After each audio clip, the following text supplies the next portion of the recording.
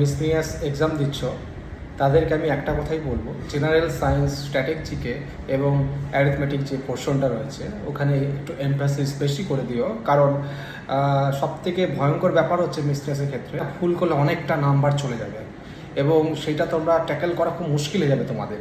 তো স্ট্যাটিক জিকেতে 20 থেকে 25টা কোশ্চেনের মধ্যেই দেবে এবং সেখানে চেষ্টা করবে 15 থেকে 16টা করার।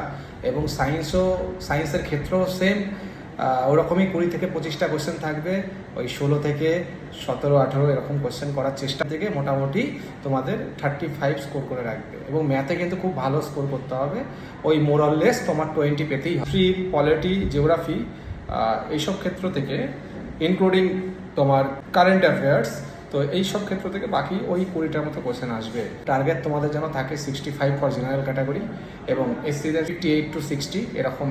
মানে আমি বলছি কোশ্চেন ভালো করে দাও। Best of luck.